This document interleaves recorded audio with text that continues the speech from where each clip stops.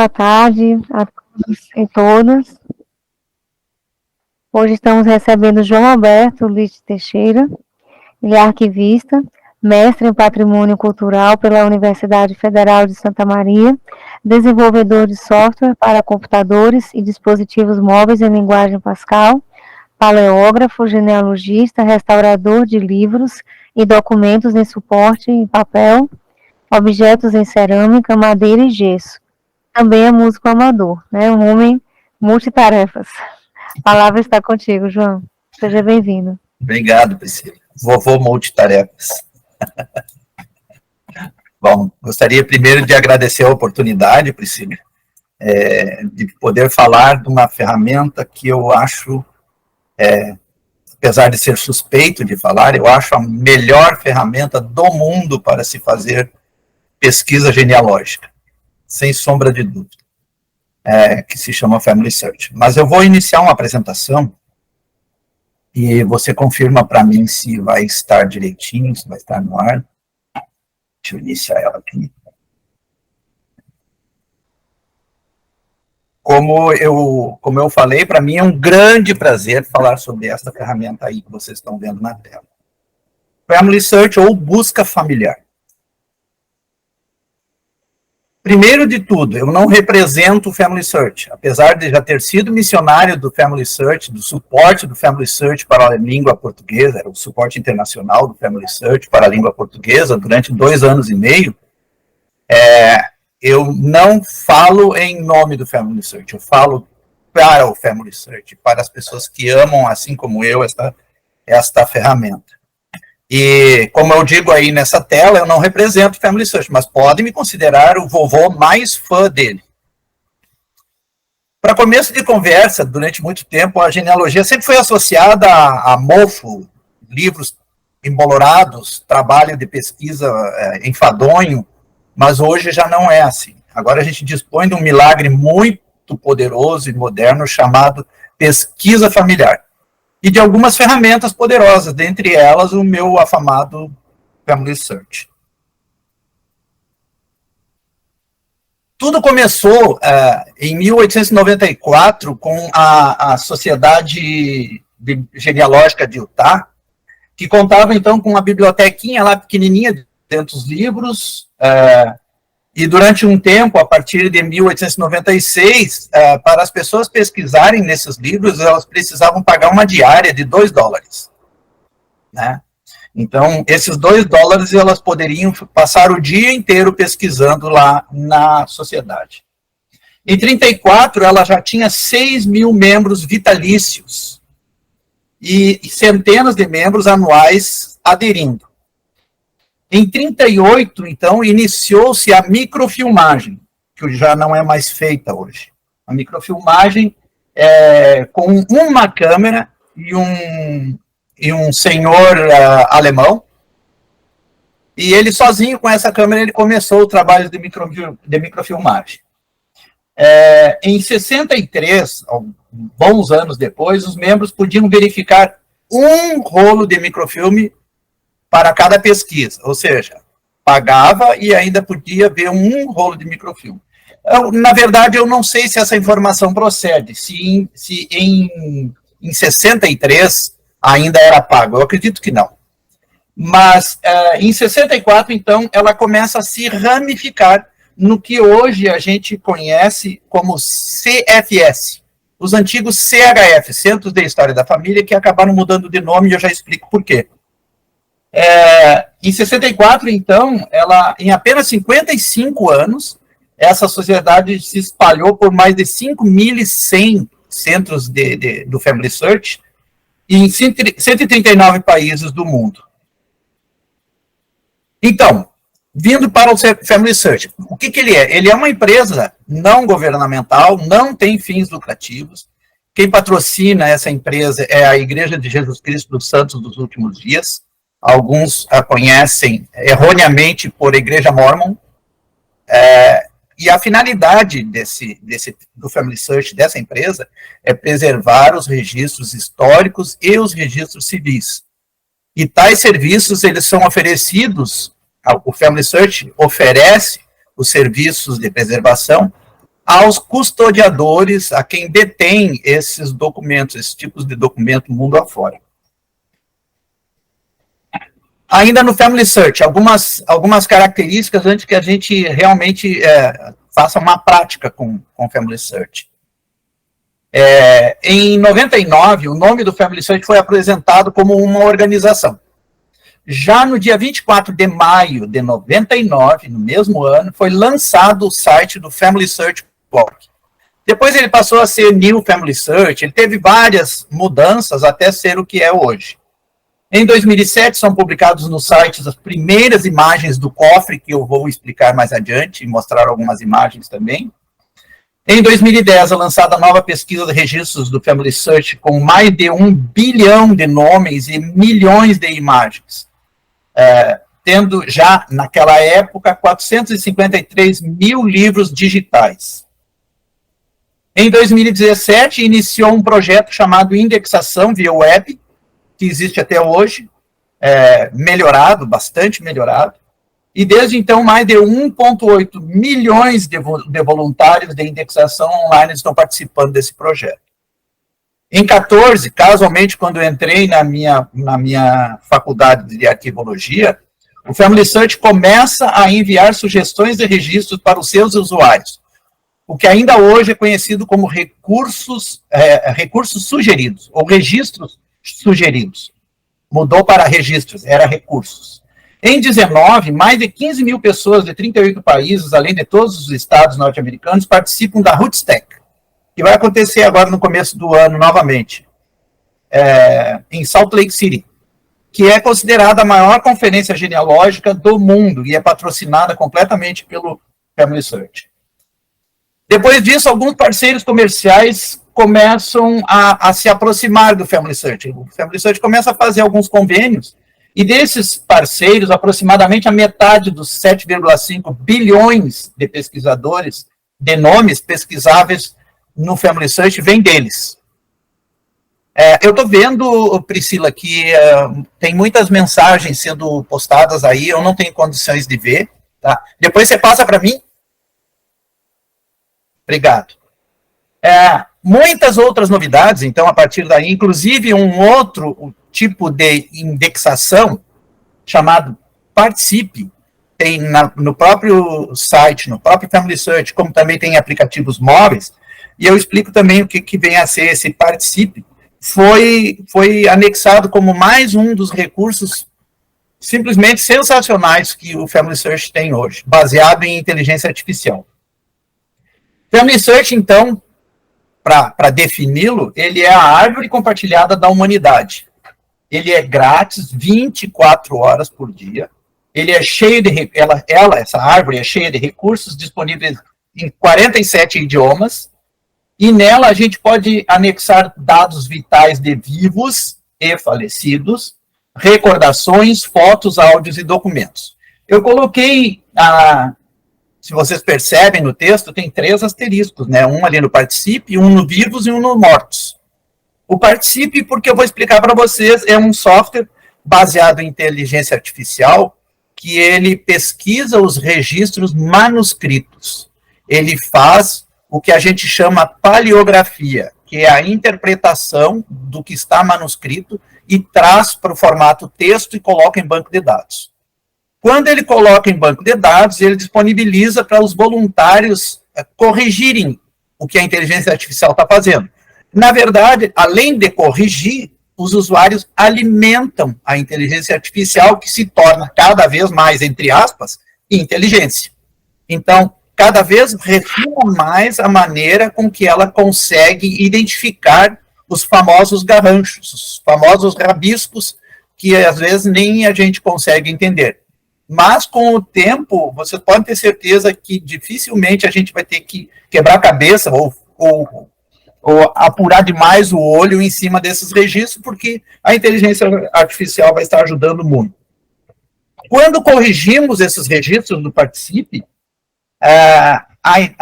o programa Family Search se encarrega de pegar os resultados daquilo que foi corrigido, varrer nas árvores das pessoas, e quando ele encontra semelhanças de registros, ele coloca um ícone azulzinho chamado registros sugeridos no nome dessa pessoa. Quando o usuário enxerga esses ícones, basta clicar para que ele tenha acesso a 1, 2, 3, 5, quantos documentos a inteligência artificial achou que podem se encaixar naquela pessoa ali.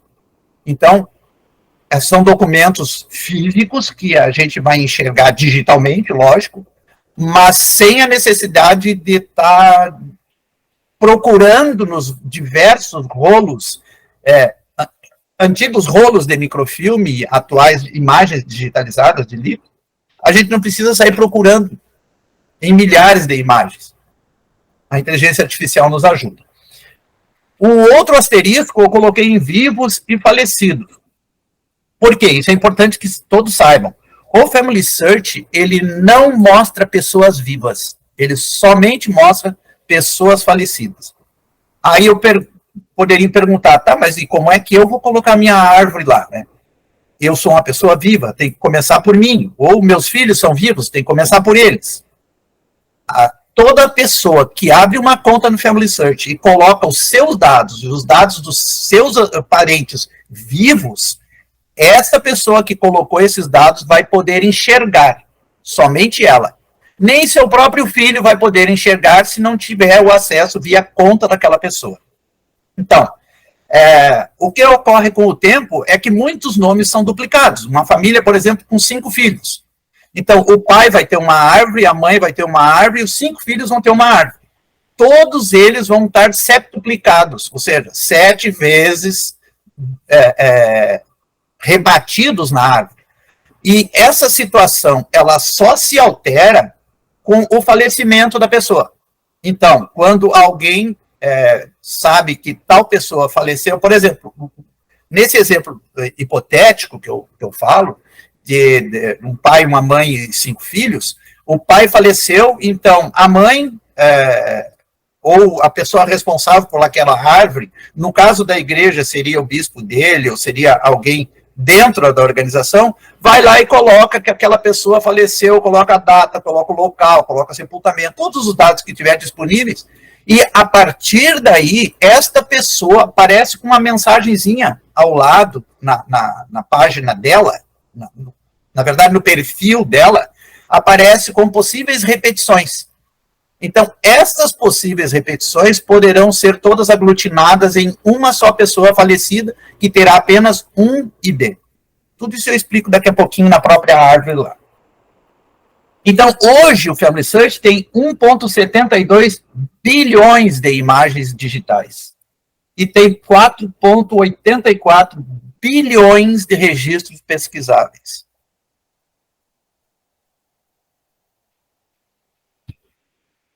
As imagens das quais eu estou falando, elas são coletadas por meio de acordo entre os agentes que as custodiam, né? E como os arquivos, as bibliotecas, cemitérios, prefeituras, igrejas, em mais de 100 países no momento. E são armazenadas em um cofre gigantesco, que eu falo logo também dele, mostro algumas imagens. Essas cópias, quando vamos que eu vá num cartório, o cartório permite que eu digitalize as imagens dos livros lá. No término da ação, que é gratuita, o próprio Family Search disponibiliza equipe e equipamento para fazer a digitalização. Essas imagens são enviadas para tratamento, e quando termina o projeto, o custodiador, o dono do cartório, ele recebe um HD ou uma mídia com todas essas imagens que foram feitas do seu próprio cartório, dos seus documentos. O que acontece com isso? Já aconteceu, inclusive, de haver incêndio, de haver algum desastre natural por água, e esses registros foram todos perdidos. O Family Search, na mesma hora, mediante solicitação do custodiador, entregou uma nova cópia com todas as suas imagens. Lógico, não as terá mais fisicamente, mas as terá a partir daí de uma maneira digital, mas todo o acervo.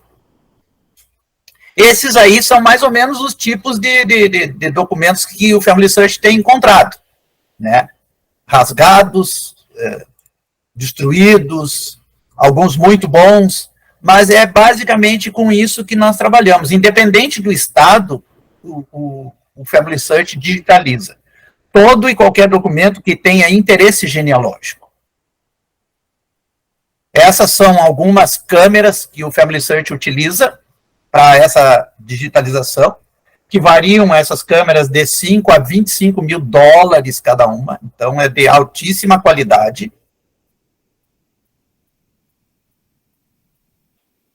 Aqui são alguns voluntários trabalhando com essas câmeras, né? Pode ver que geralmente são ambientes bem improvisados no local do próprio custodiador das imagens, ou custodiante.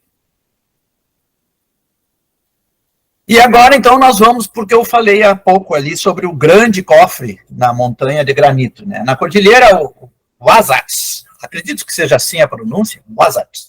Entre as fronteiras de Idaho e Utah, nos Estados Unidos, fica uma grande montanha de granito com grandes portais em forma de arco. Essas são recortados lateralmente na montanha. E atrás destes portais, há 6 grandes depósitos encravados profundamente no granito sólido, onde está a maior coleção de registros genealógicos do mundo. Atrás desses portais, há 6 grandes depósitos, como falei, que não são registros comuns, mas são registros de nascimento, casamento e morte de bilhões de pessoas que viveram na Terra. A construção desse cofre se iniciou em 65, completando hoje, esse ano, 58 anos de um esforço incansável em todo o mundo, por parte dos representantes da igreja, de operadores de câmeras de microfilmes e daqueles que cuidam desses registros armazenados, fileira após fileira em arquivos nas profundezas dessa montanha.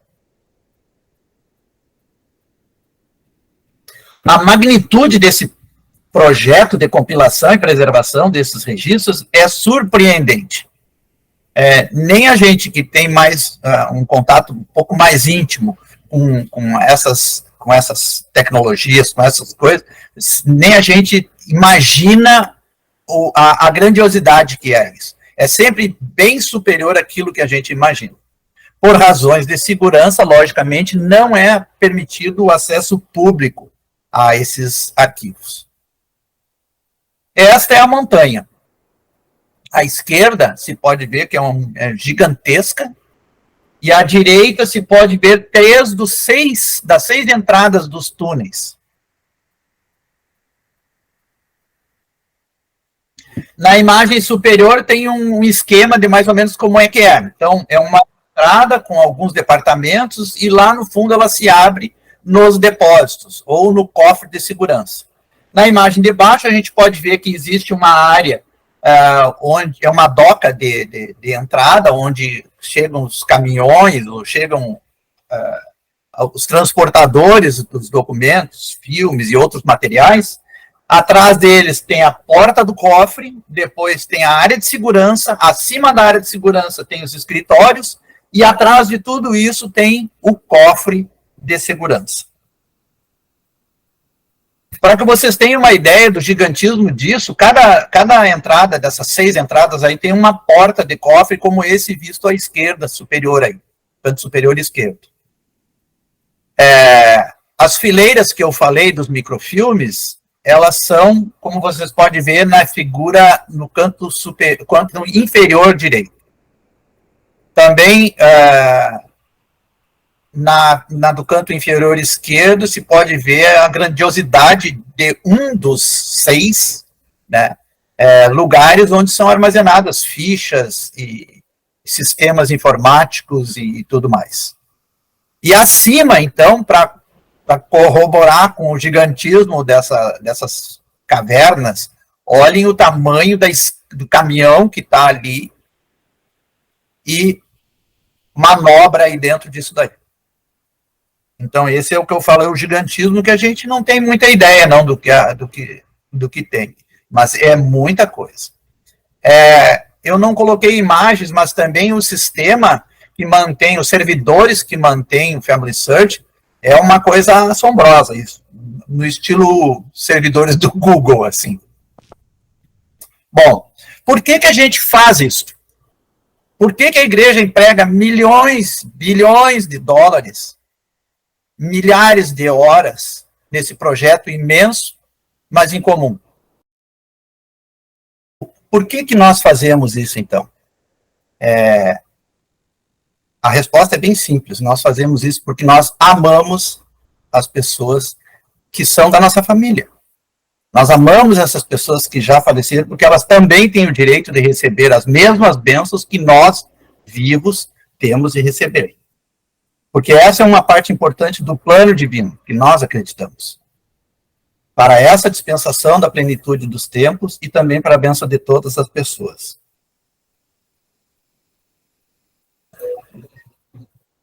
Aí eu vou puxar algumas escrituras. Em Coríntios 15, 29, 1 Coríntios, está: de outra maneira, que farão os que se batizam pelos mortos se absolutamente os mortos não ressuscitam? Porque se batizam eles, então, pelos mortos? Mais adiante, em Romanos 14, 9, está: porque foi para isso que Cristo morreu e ressurgiu, e tornou a viver para ser o Senhor, tanto dos vivos quanto dos mortos.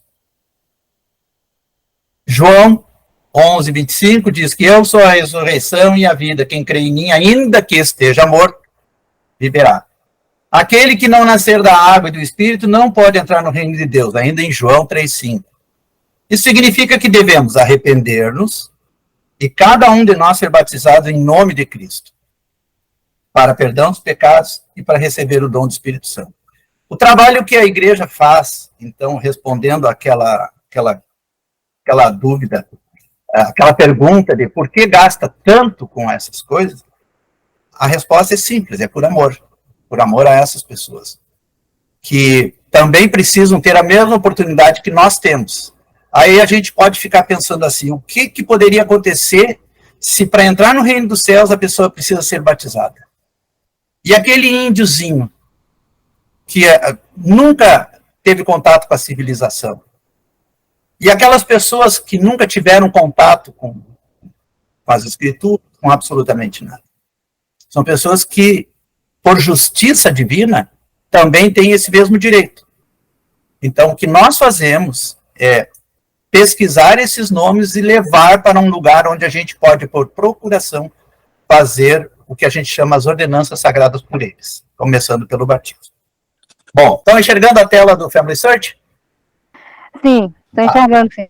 Então, nós temos duas maneiras de entrar no Family Search, que é através do botão superior, entrar no sistema, e de um outro botão azul que tem no meio da tela, aqui chamado entrar no sistema. Esse botão que eu estou agora em cima dele. Bom, nós temos duas maneiras de criar contas no Family Search. Tá? E essas maneiras são bem simples. Dá para se ter a confirmação da criação dessa conta por celular ou por e-mail. Por experiência própria, eu aconselho e-mail, porque por celular não tem dado certo. A gente não tem recebido o link que é prometido no retorno para que a pessoa possa efetivar a conta. Então, de maneira segura, pode fazer por e-mail, portanto, precisa ter uma conta de e-mail, e para poder ativar a conta. Bom, eu vou entrar no sistema. Eu entro com o meu nome de usuário, até eu vou sair aqui, porque eu vi uma coisinha ali que é importante falar para vocês. Quando eu entrar no sistema, eu digito o meu nome de usuário, a minha senha de usuário, eu posso me manter no sistema por 2 semanas, ou seja, eu não vou precisar estar digitando o meu nome de usuário, só a minha senha, essa eu preciso obrigatoriamente digitar. E aqui embaixo, logo abaixo, vocês podem observar aqui, ó, esqueceu o nome de usuário ou a senha. Qualquer um desses dois que tenha esquecido, no que clicar aqui vai haver, vão haver as informações de como recuperar o nome de usuário e de como recuperar a senha, através daquele e-mail que eu já falei que é o mais interessante para abrir a conta. Não esquecendo depois, lógico, nem a senha que foi utilizada. Bom, vou entrar no sistema.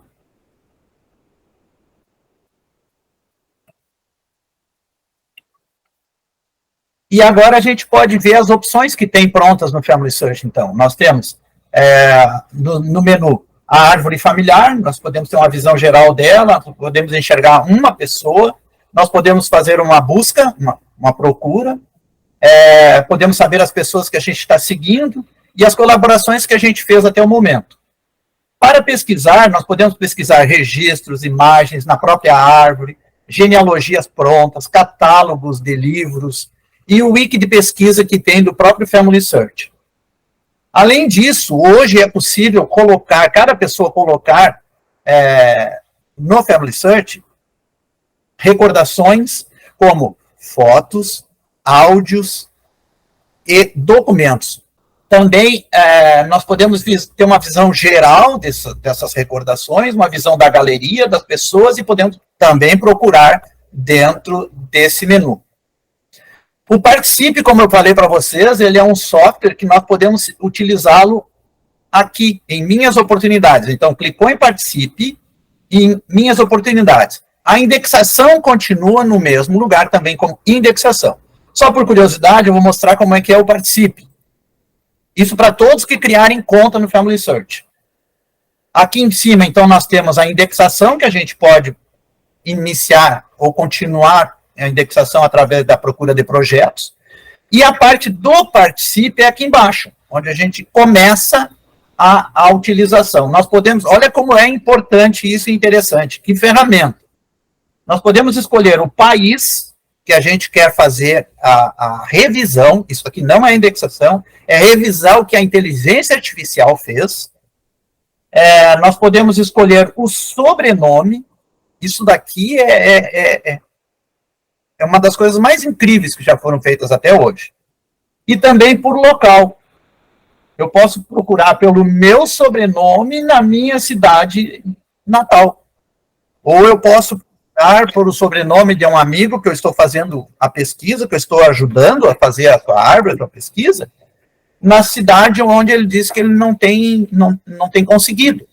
E ele não tem o Participe. Então, a gente pode ajudar essa pessoa. Só para um exemplo aqui.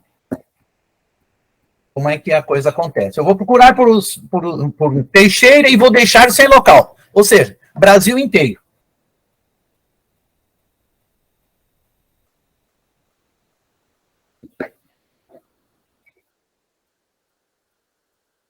Eu optei em revisar de 20 em 20 nomes. Isso daqui que vocês estão vendo em azul é o registro manuscrito. E dentro do quadrinho, dentro da caixa de texto, tem o Teixeira, que foi o que a inteligência artificial leu. Ela poderia estar errada, poderia ter um traço, ter lido uma vírgula, como alguma... Então, o que eu preciso fazer nesse momento? Correto? Alterar? Não sei, não é uma pessoa, erro de transcrição e detalhes daquele registro. Então, eu vou colocar um correto, porque é realmente Teixeira. Aqui, Maria Aparecida. Está correto. Guimarães. Está correto. José. Correto. Apesar de que eu poderia colocar aqui que não é uma pessoa, porque é um nome de registro civil, um cartório, uma coisa assim. E realmente esse dado aqui, ele não importa para o Family Search, porque não é um dado genealógico. Mas, mesmo assim, nada impede que eu diga que está correto, porque está correto. Então, José da Cunha, mais um José. Esse aqui está até bem tranquilo, porque voltou lá para os manuscritos. Francisco. Olha só como é que está isso aqui. Foi interessante aparecer isso. Ele colocou o hífen. Eu venho aqui, tiro o hífen e mando. Eu fiz a correção. Júlio José, pode notar que não tem acento no Júlio, tem acento no José, está tudo certinho. Francisco, Conceição de Jesus. Rodrigo, esse aqui está muito barbada, né? Tinha que aparecer um mais dificilzinho para eles verem. Esse está muito bom. José Antônio, de Arruda, Maria Francisca de Jesus, está certo. Jerônimo dos Santos João, posso dar um pitaco aqui? Diga. O Renato Aragão perguntou se tem algum valor para fazer pesquisa, para usar o Family Search. Não, é como eu falei lá nos primeiros slides, é 24 horas, ferramenta gratuita. Não tem valor nenhum. Existem genealogistas que cobram para fazer pesquisa, para ajudar, mas isso não tem nada a ver com o Family Search, né? Eu conheço várias pessoas que vivem disso, né? Conheço genealogistas que vivem fazendo transcrição, fazendo uma... Então, talvez mais tarde, eu poderia escolher mais 20 nomes para revisar, ou 30 ou 50, ou não colocar limite. Eu vou trabalhando e esses nomes vão sendo, entre aspas, creditados na minha conta, né?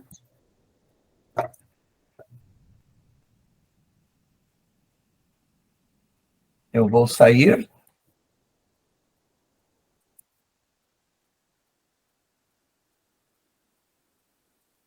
Esses nomes que eu acabei de fazer, eles já entram nessa contagem.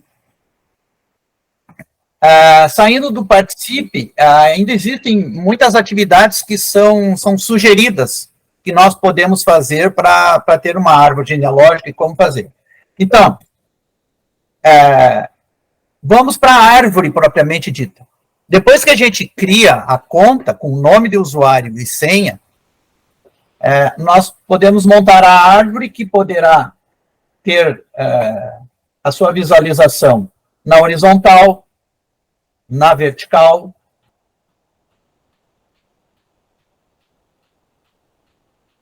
num gráfico de leque, em forma de leque.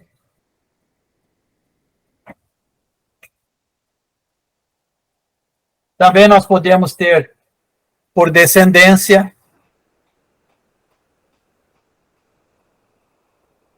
Podemos pular para o primeiro antepassado.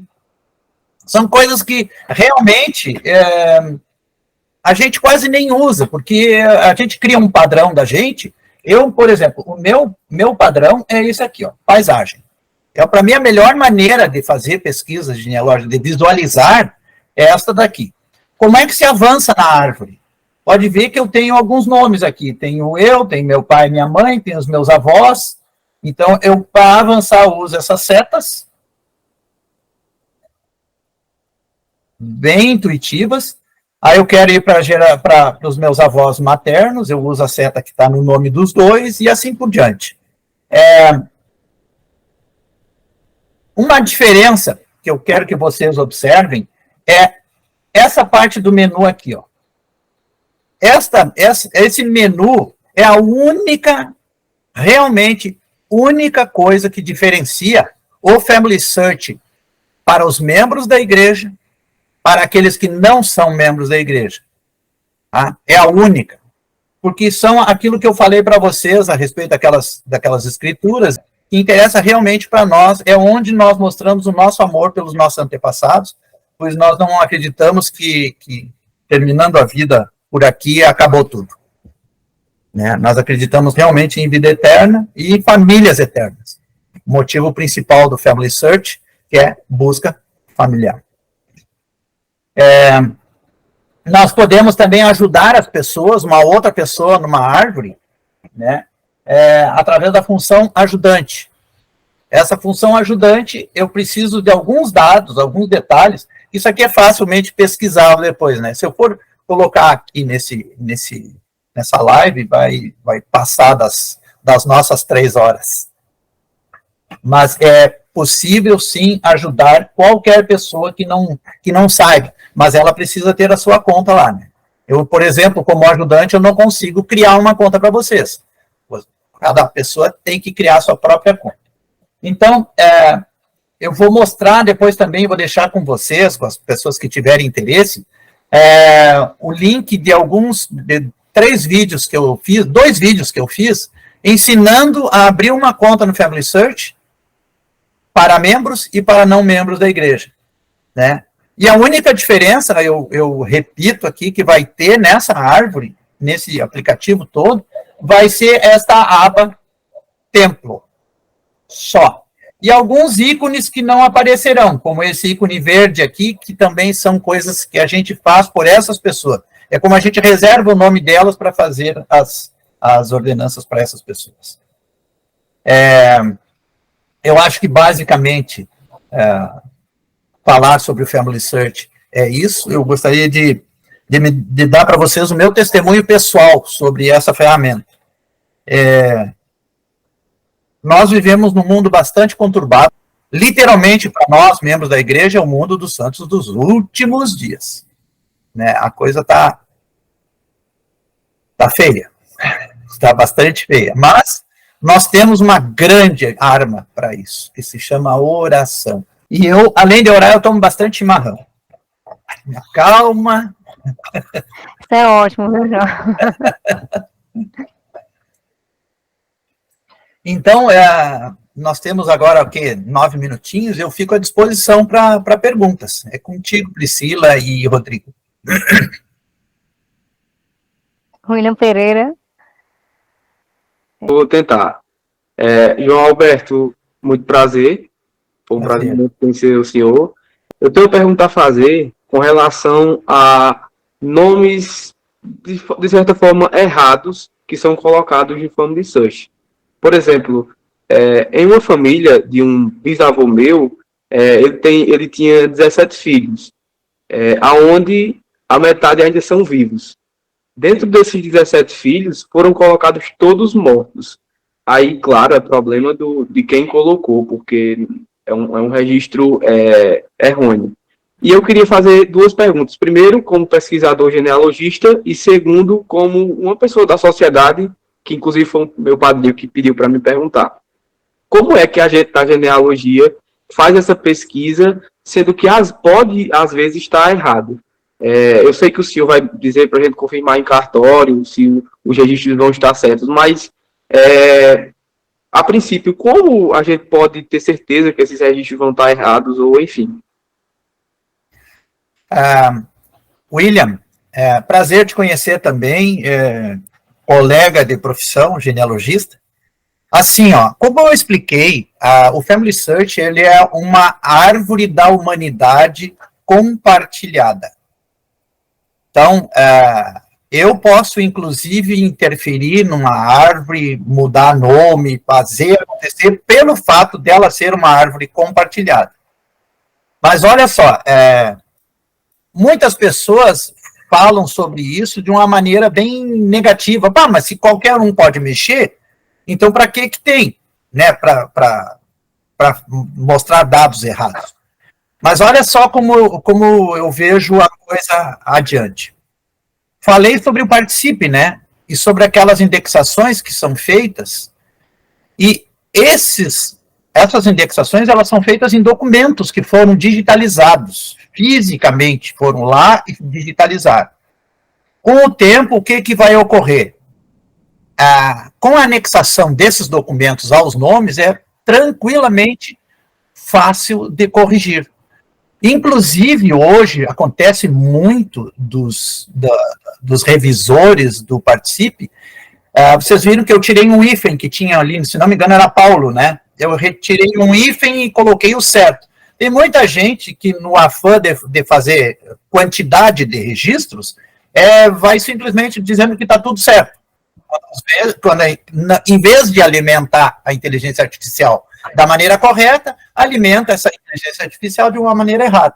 Mas uma coisa eu posso garantir para vocês, é só uma questão de tempo, né? Que a própria inteligência artificial ela vai chegar num ponto de largar corrigidinho para a gente.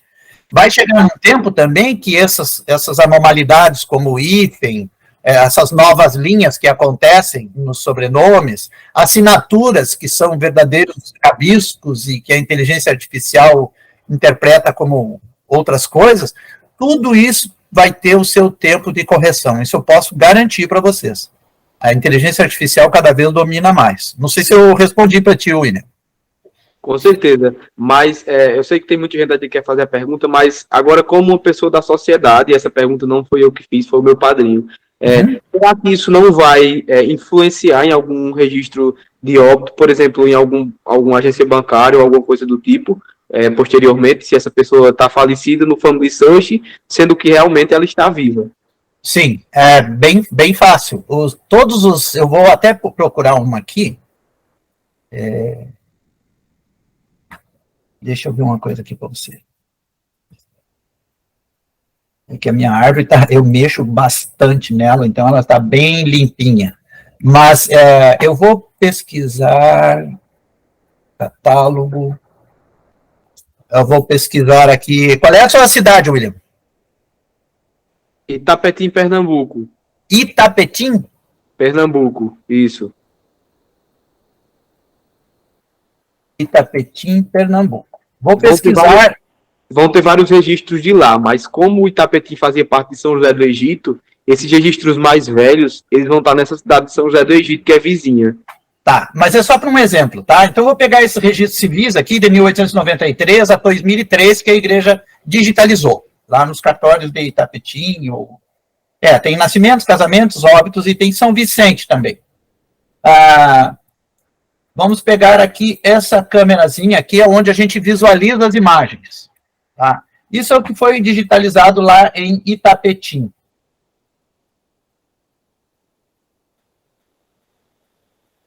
Você está vendo esse bem no meio da tela? Sim, sem valor real. Não tem valor legal. Né?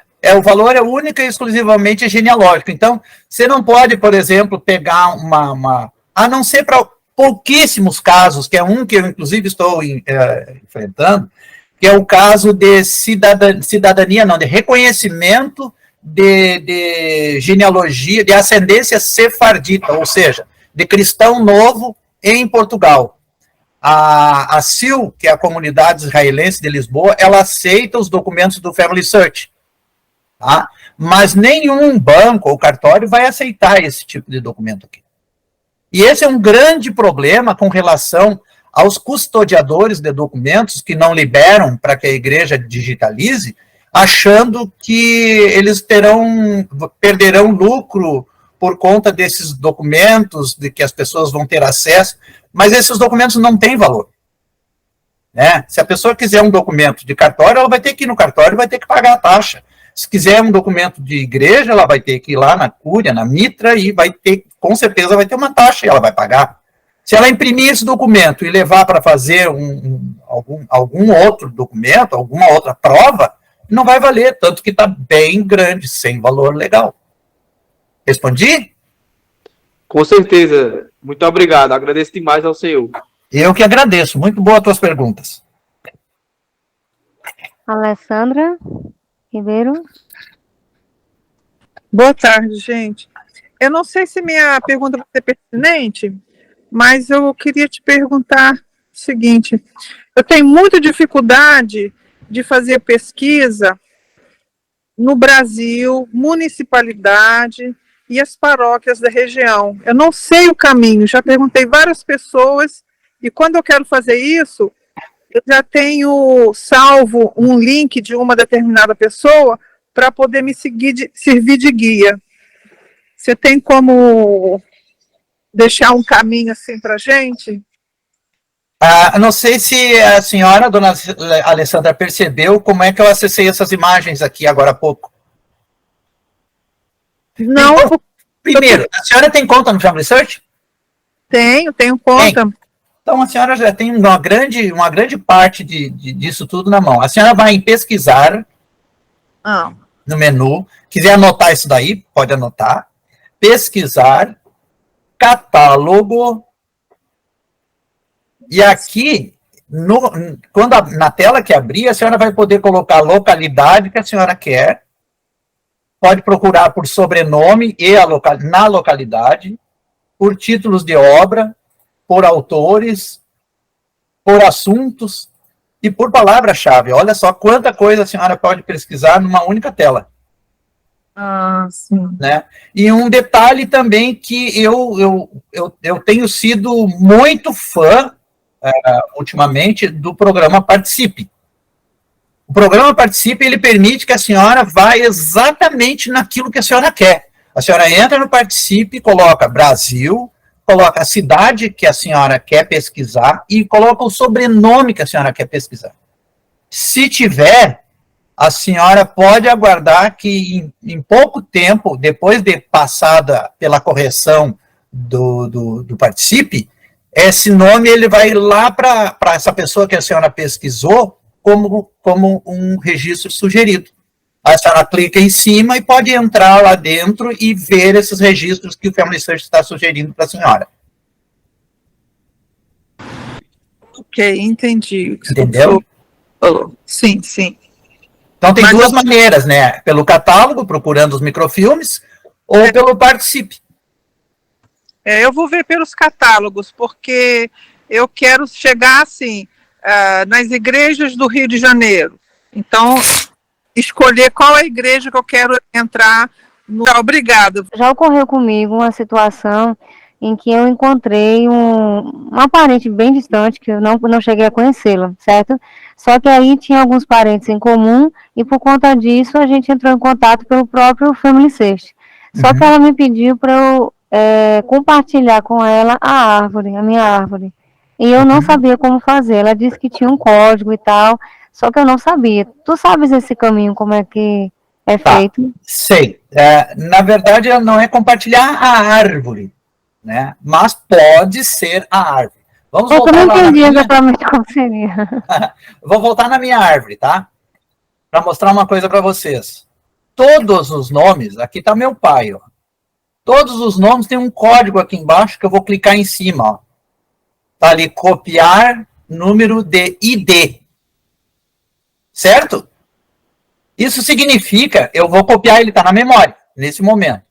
Vamos que eu quisesse colocar ele como o pai do pai dele. Né? Então, eu posso fazer o seguinte, ó, aliás, como eu vou duplicar ele como filho. Filhos, estão todos aqui. Acrescentar filho. Eu posso acrescentar pelo nome, sobrenome, um sufixo, sexo masculino, feminino, desconhecido, situação falecido ou vivo. Conforme o que eu colocar, ele vai pedir para ser preenchido os devidos campos. Se for vivo, somente a data de nascimento, feminino. Então, isto é a maneira quando a gente não sabe o ID dessa pessoa. Mas eu também posso fazer assim, ó, por número de ID. Aí eu vou clicar o botão direito, colar. Aqui está o ID do meu pai. Se eu mandar próximo aqui, ele vai ser duplicado. Então, aliás, eu poderia compartilhar, no caso, esse link com a pessoa e ela teria esse vínculo com a minha árvore, né? Exatamente. Mais um detalhe que eu falei lá naqueles asteriscos, lá no começo, né? Só podemos compartilhar links de pessoas falecidas. Se você compartilhar o seu ID, por exemplo, quando criar a sua conta, você vai ter um ID. Se compartilhar esse ID com qualquer pessoa, ela não vai dizer que esse ID não existe. Porque é de uma pessoa viva. Entendi. Entendeu? Então, o que ocorre? Por exemplo, eu tenho os meus pais falecidos. Meus irmãos, vamos que eles não tenham a árvore deles. Né? Em vez deles fazerem toda a pesquisa que eu já fiz, eles podem simplesmente colocar o nome deles, aí pede o ID do meu pai. Ele já vai vir com a minha mãe e toda a ascendência dele. É automático isso. Isso seria, entre aspas, o compartilhar a árvore, né? Entendi, tirou uma dúvida de mais de um ano. É bom. Eu vi que tinha gente mais, eu acho que Evandro quer falar também. Não sei se tem mais. Saiu. Não sei se tem mais perguntas. Alguém tem mais alguma pergunta, gente? Uma colocação a fazer? Eu não sei se todo mundo viu lá no chat, mas uma pessoa perguntou, João, você podia responder de forma geral agora? Sim. Se alguém tiver algum interesse em ajudar que o Family Search chegue, por exemplo, em um cartório, ou então num arquivo público, o que ele deve fazer? Essa seria a minha última colocação.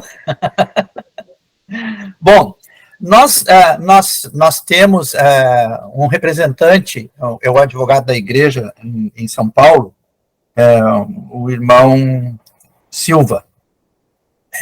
Então, vocês podem entrar em contato pode ser até comigo, pode ser com o Rodrigo também, mas com qualquer pessoa que seja líder na igreja, um bispo, um presidente de estaca, uma coisa assim, e dizer que determinado cartório está disponível, gostaria de fazer esse trabalho, envia. Como é todo o nome do Silva Rodrigues? Rodrigo. Mário Silva. Mário Silva. Não, mas tem mais um no meio lá, parece.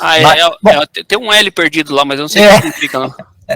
O irmão Mário Silva, ele é o advogado da igreja e ele, segundo ele mesmo, é a pessoa que lida com mais bispos católicos do que bispos mormons. Então, ele é a pessoa que faz os contratos, porque tudo que é feito é mediante contrato. Nesses contratos, inclusive, reza se essas imagens poderão ser ou não disponibilizadas, ou se só daqui 50 anos elas vão poder ser disponibilizadas. Então, é um contrato bilateral, em inglês e português, que é feito com esses custodiadores, né? Então, como já falei, a partir do momento que digitalizam essas imagens, eles recebem uma cópia digital de todo aquele trabalho que foi feito. E, inclusive, seria muito importante que a gente pudesse ter acesso não somente a imagens de cartório e de igreja, principalmente da igreja, porque tem tem uma espécie de ranço de que podem perder esses registros, perder de cobrar por esses registros, quando na verdade isso não ocorre. Inclusive esse aqui sem valor legal, que aparece na imagem, é uma coisa que foi posta há pouco tempo, por conta desse tipo de mal entendido que acontece. Uma outra coisa que pode acontecer é que eu já conversei, eu tenho um amigo, querendo ou não, eu tenho alguns amigos padres, muito amigos, eu tenho um especial aqui em Santa Maria, que é muito meu amigo, e eu perguntei para ele qual era o receio, né, e ele disse assim, o receio é que em pouco tempo, a Igreja de Jesus Cristo dos Santos Últimos Dias seja a maior igreja do mundo de tanto batismo de morto que ela faz. Aí eu tive que conversar com ele e disse, olha, meu amigo, na verdade isso não ocorre, porque o único presente que o Pai Celestial nos deu chama-se arbítrio. E esse arbítrio, a gente mantém ele depois da morte. A gente mantém ele. Então, nós jamais vamos saber se tudo aquilo que a gente fizer nos nossos tempos por essas pessoas que a gente pesquisa, se elas vão aceitar ou não. Portanto, nada pode ser lançado como um membro da igreja se a gente não sabe. Mas a única coisa que a gente sabe é que nós temos a obrigação de fazer justiça por eles e que eles tenham os seus nomes lembrados na casa do Pai Celestial.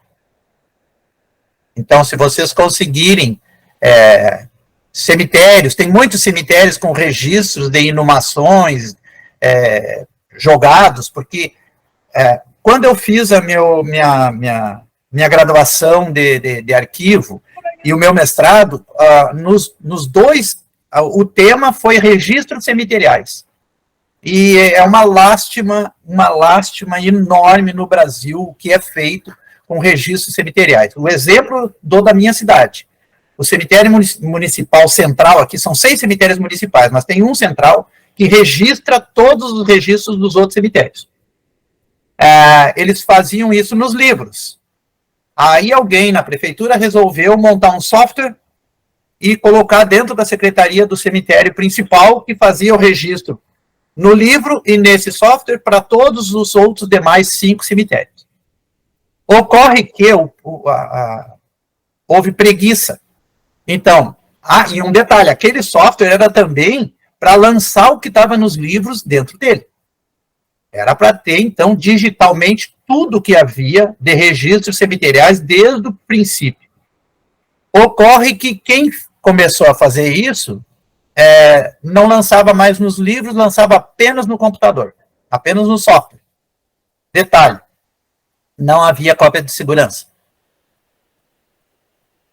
E para corroborar mais ainda, no ano de 2012, alguém entrou dentro da secretaria do cemitério e furtou o computador. E aí, meus amigos, foram 7 anos de perdas que havia dentro do computador e que não havia no livro. Então, são 7 anos que Santa Maria não tem de informação sobre enterros que aconteceram dentro do cemitério municipal. Há pessoas que chegam lá querendo saber a localização de onde estão seus entes queridos lá, e o cemitério simplesmente não tem essa informação. Triste, né?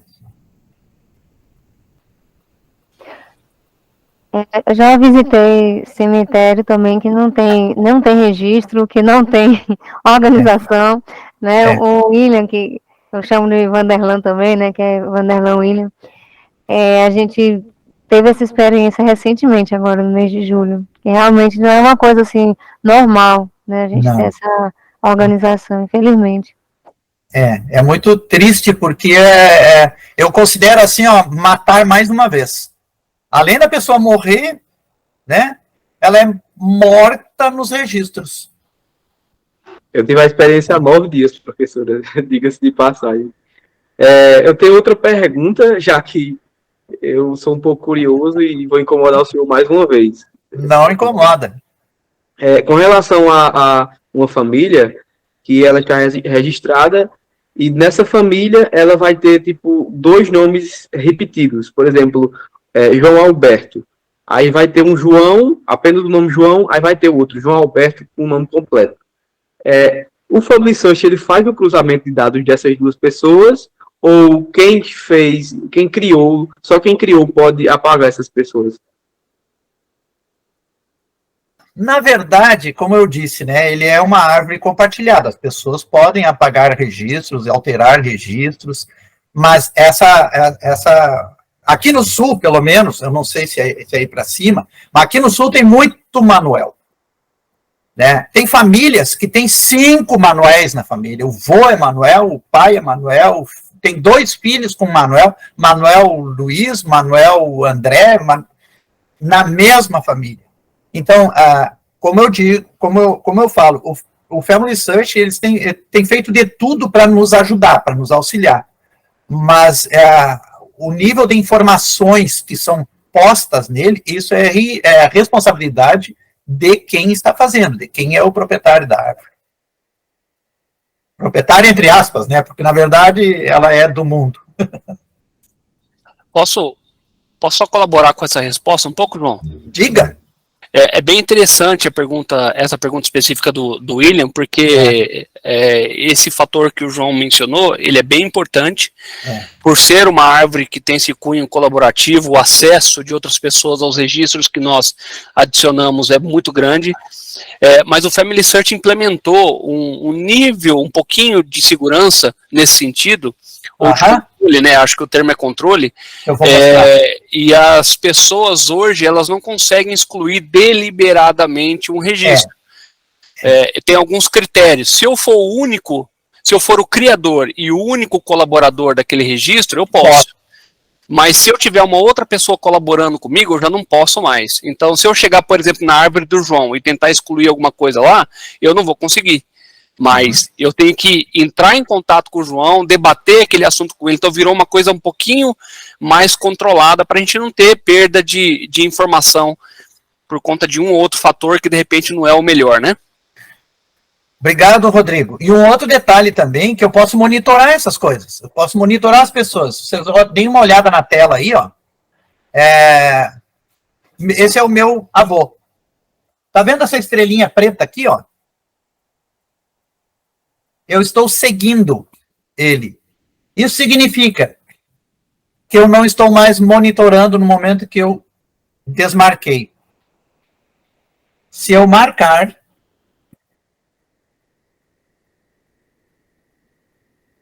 você agora está seguindo ele. Qualquer pessoa que fizer qualquer alteração que seja permitida, eu fico sabendo através do meu e-mail. Eu sou notificado pelo Family Search. É uma das maneiras, a primeira maneira, antes de ser esse acesso mais restrito que o Rodrigo falou, a primeira maneira que o Family Search encontrou é da gente poder seguir essas pessoas que são nossas, que nós colocamos os dados lá. Lógico que sempre dados adicionais ou correção de dados mediante documentação, são sempre bem-vindos. Serão sempre, sempre. Eu entendi. Eu pergunto muito porque eu vivo dentro do Family Search. Eu tenho meu próprio site, que se chama Meu Avô. Aí eu pergunto a ele e assimilo com o Family Search, porque meu avô tem uma cabeça esplêndida. Aí eu aproveito bastante enquanto ele tem vida, graças a Deus. Eu Muito vou obrigado, aproveitar, William. Viu, William? Eu vou aproveitar para fazer um jabá e colocar aí o meu site também. Família Cultura. Um detalhe. Eu acho que informação genealógica deve ser compartilhada. Deve ser compartilhada. E quanto mais compartilhada mais fácil é da gente obter as informações. Então, a minha árvore é essa aí, ó, familiateixeira.com, e se quiserem pesquisar por todos os nomes que eu tenho, basta clicar em genealogia, que tem uma ferramenta de busca aí.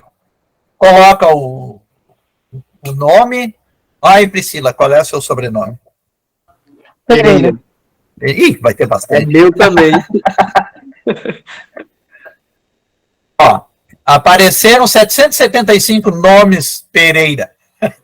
Foi pouco ainda, João. Eu estou acostumada a pesquisar, sai muito, realmente sai muito Pereira. Então, fiquem as ordens para pesquisar, é tudo gratuito, não tem nada cobrado para isso. Nem os $2 lá da sociedade. Ah, bom.